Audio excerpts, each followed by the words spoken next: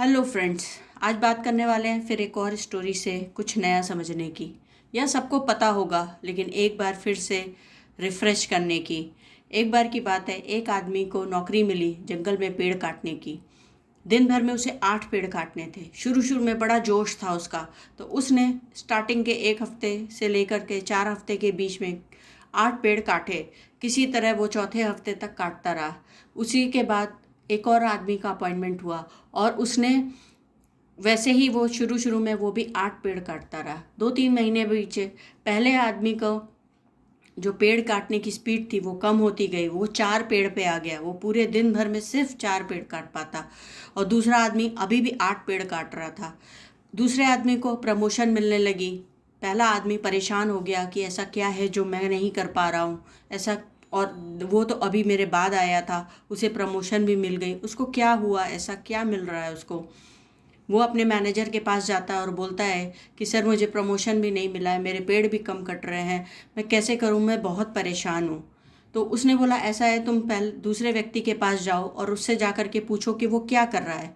तो जब वो दूसरे व्यक्ति के पास जाता है, उसने पूछा भाई मेरे पेड़ काटना कम हो गया, मैं मुश्किल से 4 पेड़ काट पाता हूँ और ऐसे ही हालत रही तो मुझे नौकरी से निकाल दिया जाएगा। मुझे कोई टिप्स बता या कुछ कर जिसकी वजह करके मैं अपने 8 पेड़ पे आ पाऊँ। उसने पूछा कि तुमने अपने कुल्हाड़ी को कब धार दी थी। उसने कहा क्यों, वैसे तो मैंने पिछले हफ्ते दी थी।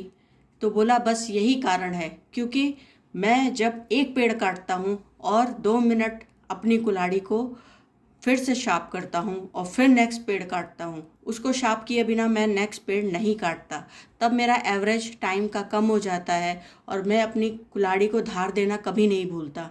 इसलिए मैं रोज़ दिन 8 पेड़ आसानी से काट लेता हूँ। यही एक कमी है जिसकी वजह करके तुम ये नहीं कर पा रहे हो। ऐसे ही हमारी लाइफ में अब पेड़ तो नहीं बचे और ना ही हमें कुल्हाड़ियाँ चलानी है, लेकिन हमारा जो दिमाग है ये हमारी कुल्हाड़ी है और हमें इसे शार्पन करना है। हमें हर वक्त सीखना है, हमें लोगों से सीखना है, हमें किताबों से सीखना है।